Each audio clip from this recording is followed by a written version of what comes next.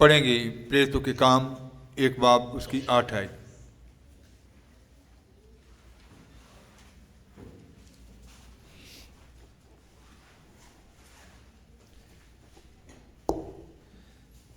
पर जहाँ पवित्र आत्मा ਤੁਹਾਡੇ ਉੱਤੇ ਆਵੇਗਾ ਤਾਂ ਤੁਸੀਂ ਸ਼ਕਤੀ ਪਾਓਗੇ ਅਤੇ ਯਰੂਸ਼ਲਮ ਔਰ ਸਾਰੇ ਯਹੂਦੀਆਂ ਅਤੇ ਸਾਮਰਿਆ ਵਿੱਚ ਸਗੋਂ ਧਰਤੀ ਦੇ ਬੰਨੇ ਤੀਕ ਮੇਰੇ ਗਵਾਹ ਹੋਵੋਗੇ। परंतु जब पवित्र आत्मा तुम पर आएगा, लिखा गया कि पवित्र आत्मा जब तुम पर आएगा, ये बात यीशु मसीह जब उठाए गए थे तो चेलों को ये बात कही, पवित्र आत्मा जब तुम पर आएगा तब तुम सामर्थ पाओगे। तब तुम क्या पाओगे? सामर्थ पाओगे। और यरूशलेम और सारे यहूदिया, यरूशलेम के बीच में और सारे यहूदियों के बीच में और सामरिया में और पृथ्वी की शोर तक मेरे गवाह होगे। पृथ्वी के किनारे तक, पृथ्वी की शोर तक मेरे क्या होगे? गवाह ठहरोगे। तो इसका मतलब है कि आज खुदा के लोगों को, जैसे उन शागिर्दों के अंदर 120 की जमात के अंदर वो गवाही थी, वो गवाही वाला जीवन था उनका, और उन्होंने अपनी साक्षी के द्वारा, अपनी गवाही के द्वारा बहुत सारे लोगों को क्या कर लिया? जीत लिया, और खुदा के कदमों में उन रूहों को, उन आत्माओं को जीत कर लेकर आए। तो आपने भी पहले ये ऐसे लिखा गया कि यरूशलेम में, यहूदिया में, सारे सामरिया में, फिर पूरी पृथ्वी तक मेरे क्या ठहरोगे? गवाह। तो एक एक खुदा के चुने हुए जन ने अपने बीच में गवाही रखनी है, और उन रूहों को छुड़ाने के लिए आपके जीवन के बीच में जो गवाही रखी गई है, वो आपका चाल चलन देखकर, आपके प्रेम को देखकर, आपकी उस मिठास को देखकर, आपकी उस बोलचाल को देखकर, आपके अंदर से वो शांति की बातें सुनकर, आपके अंदर से दिलेरी पाने वाली, बल पाने वाली बातें सुनकर वो भी यीशु की ओर खींचे चले आए। भजनों में हम गाते हैं, जैसे वो भजन में गाते हैं, जो कोई मुझको देखे सूरत वो तेरी देखे, आ जाए तेरे हजूर। तो इसका मतलब है कि जो भी कोई हमको देखे, हमें उन तक प्रचार करने की भी ज़रूरत ना पड़े, बल्कि हमारे अंदर से उसकी सूरत नज़र आने का मतलब है कि हमारे अंदर से वही स्वभाव हो, मसीह यीशु जैसा स्वभाव हो, माफ़ करने वाला दिल हो, प्रेम करने वाला दिल हो, है ना। हमारे अंदर से दूसरों की शिफा के लिए दुआएं निकलें, शांति के लिए दुआएं निकलें, दूसरों के छुटकारे के लिए हर एक से प्रेम करना, अपने बैरियों को भी क्षमा करना। तो यीशु मसीह की सूरत आपके अंदर से क्या होनी चाहिए? नज़र आनी चाहिए। नीतिवचन 11 बाब उसकी 30 आयत जब हम पढ़ते हैं तो वहाँ लिखा गया, पढ़ेंगे कहावतां 11 बाब उसकी 30 आयत।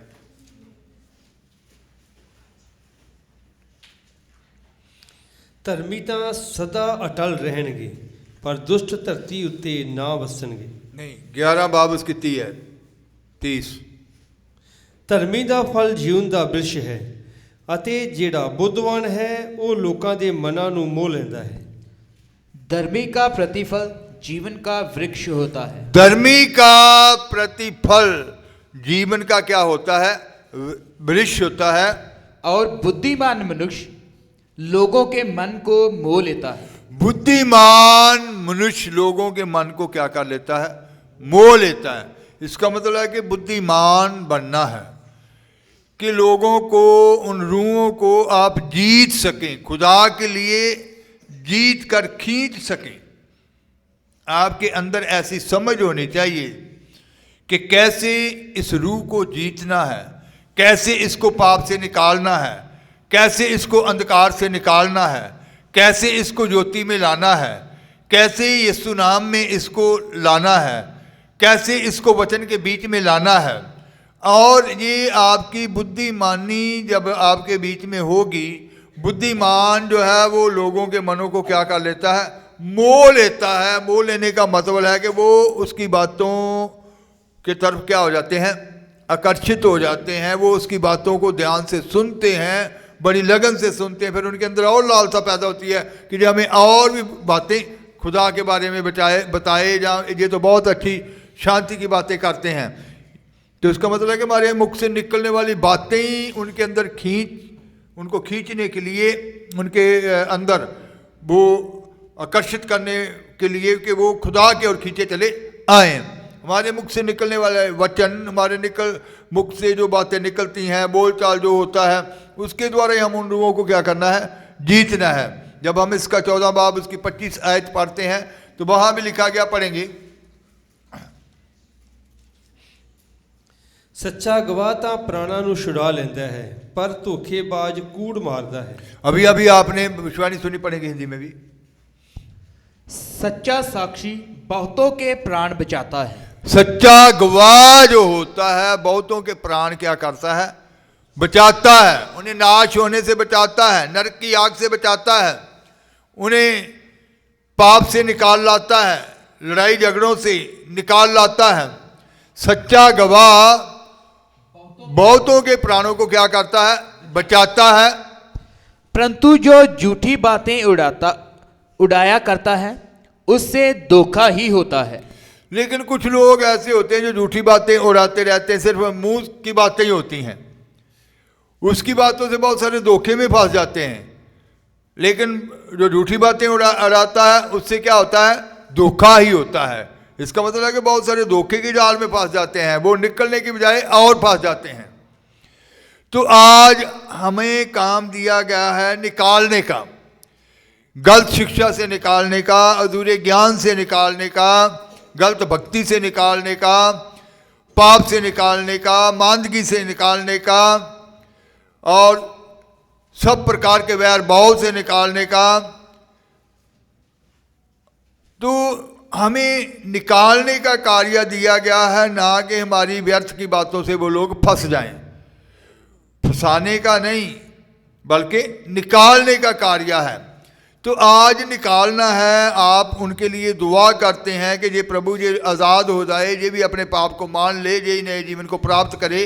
तो हमें नए जीवन में उनको लाना है ताकि वो नया जीवन प्राप्त करके, अपने पाप से छुटकारा प्राप्त करके, वचन की आज्ञाकारी करते हुए, पानी का बपतिस्मा लेते हुए, और वो भी पवित्र आत्मा का अभिषेक हासिल करे, वो भी पूरी सच्चाई में, खराई में चलने पाए। तो इसका मतलब है कि आज हमें सच्चे गवाह बनना है, ऐसे नहीं नाम के मसीह नहीं बनना है। जो मोहल्ले में आप रहते हैं, जब आप रिश्तेदारों में जाते हैं, दोस्तों मित्रों में जाते हैं, तो वहाँ आपको खुदा की बातों को क्या करना चाहिए, बांटना चाहिए, उस कलाम को बांटना चाहिए।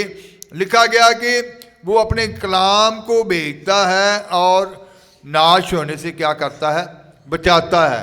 अगर कलाम आपके वसीला से दूसरे तक पहुंचना है, मोहल्ले वालों तक पहुंचना है, रिश्तेदारों तक पहुंचना है, तो फिर आपको उस दिलेरी को लेना होगा और आपको उस बल को लेना होगा। अगर आपकी ज़ुबान को, आपके होठों को खुदा इस्तेमाल करने चाहते हैं उन लोगों के बीच में, जहाँ भी आप काम करते हैं, जहाँ जितने भी दोस्त मित्र हैं, स्कूल के बीच में है, कॉलेज के बीच में है, काम करने वाले स्थान के बीच में है, अगर आपको ही खुदा इस्तेमाल करना चाहते हैं तो फिर आपको कभी भी दूसरों का इंतज़ार करना नहीं चाहिए। तो सच्चा गवाह जो होता है बहुत सारे प्राणों को क्या कर लेता है, छुड़ा लेता है, बचा लेता है। याकूब कहता है, याकूब की पत्री 5:20 जब हम पढ़ते हैं, वहाँ लिखा गया, पढ़ेंगे,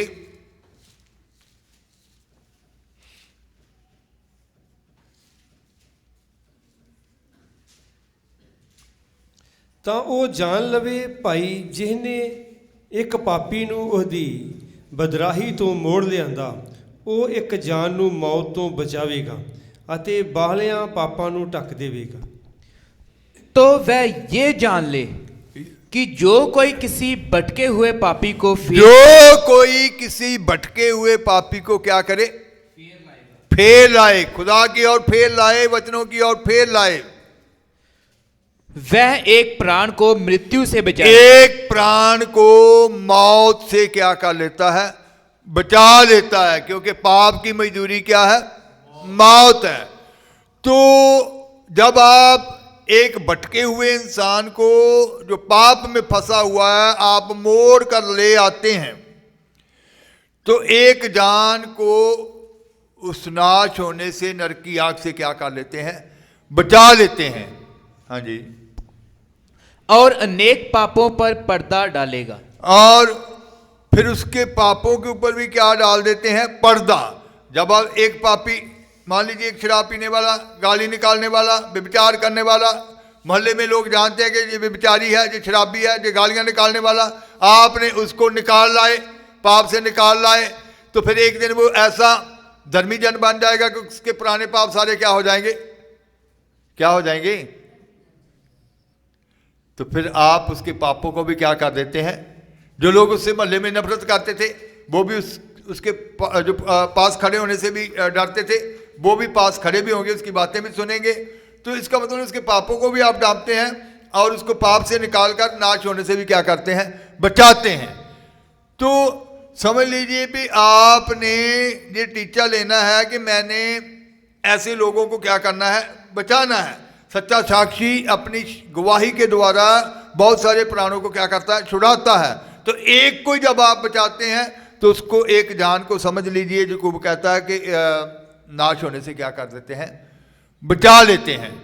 तो आप बचाने वालों में से हैं, उनको पाप में धकेलने वाले नहीं, बल्कि पाप में तो कितने लोग हैं, कितने नौजवान बच्चों को वो नशे में लगा देते हैं, बाद में उनके घर क्या हो जाते हैं? बर्बाद हो जाते हैं, वो नशे में जब लग जाते हैं। तो आप छुड़ाने वालों के बीच में से हैं। तो आपने फंसे हुओं को भी निकालना है, जितने पाप की दलदल के बीच में हैं, जितने भी ऐसे छुटकारे के बीच में नहीं है, उन सबको निकालना है, ताकि वो सब सच्चा छुटकारा प्राप्त करें। मत्ती की इंजील 4 बाब उसकी 19 आयत जब हम पढ़ते हैं, पढ़ेंगे।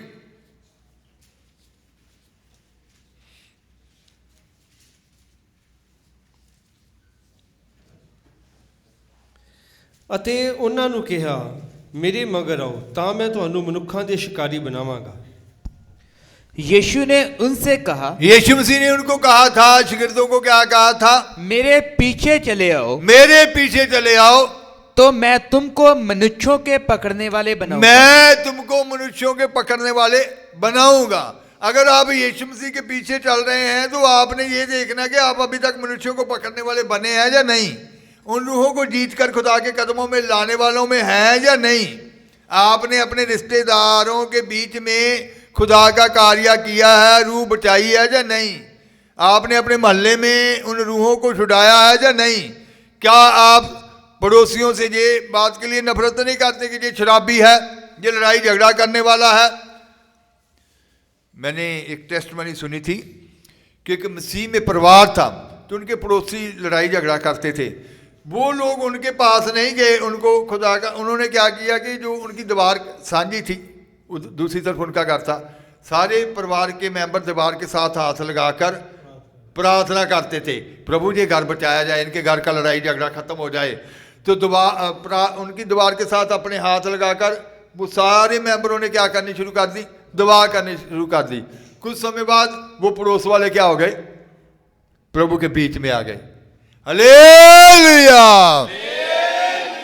तो आपने अभी तक ऐसे कितनों का बोझ उठाया है, कितनी आत्माओं को जीतने के लिए आपने बोझ उठाया है कि मैंने अपने पड़ोसियों को भी बचाना है।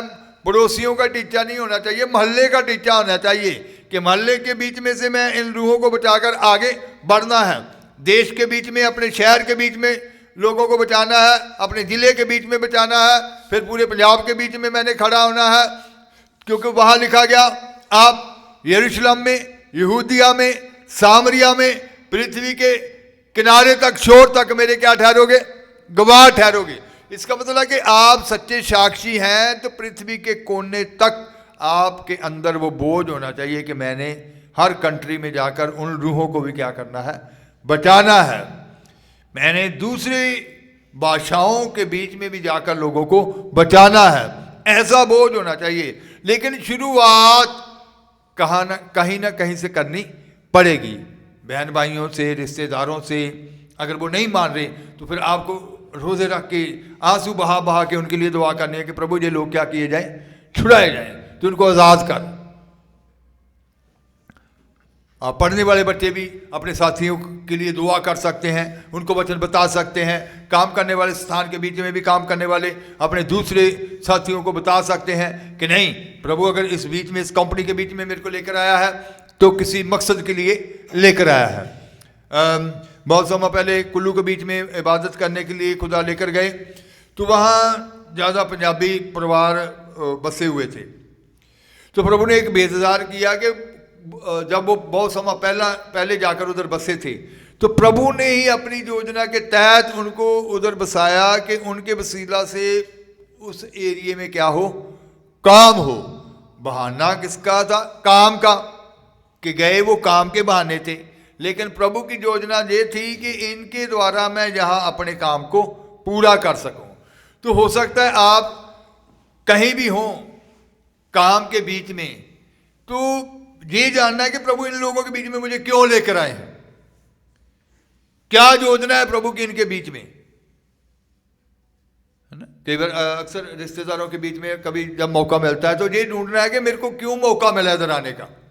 क्या मैं सिर्फ खाने पीने के लिए आया हूं, सेवा टहल कराने के लिए आया हूं, रात भर सोए तो फिर सुबह उठकर आ गए।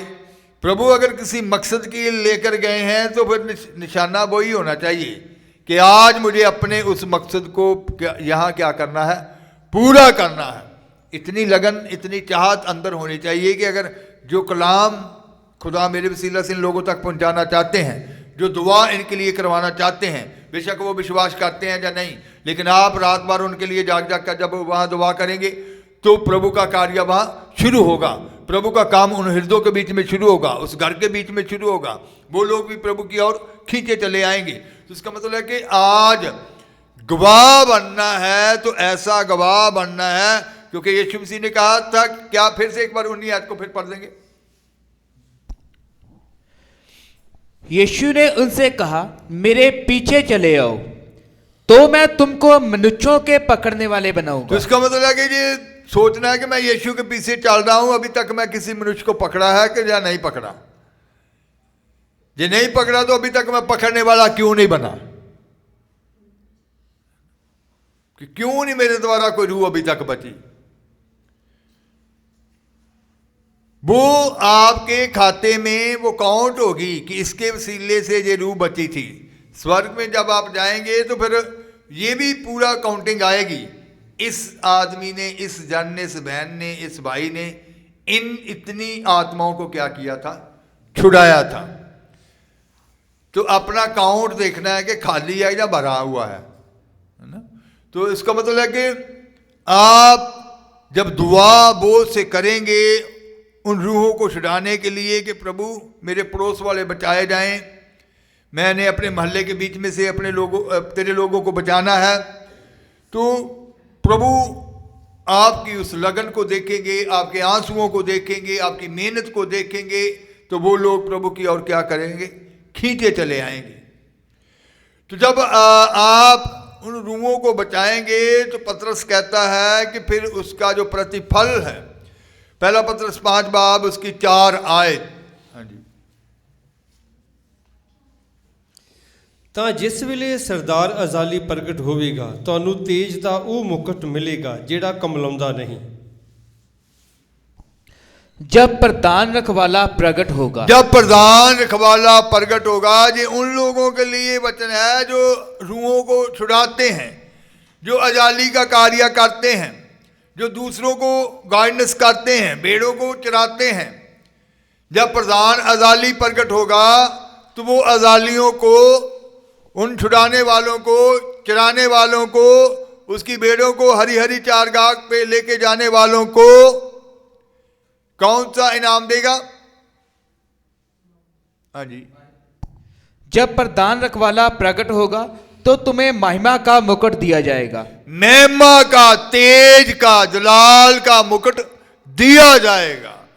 तो इसका मतलब है कि आपने वो साक्षी बनना है, वो गवाह बनना है जो बतेरों को जीत कर खुदा के कदमों में ला सके।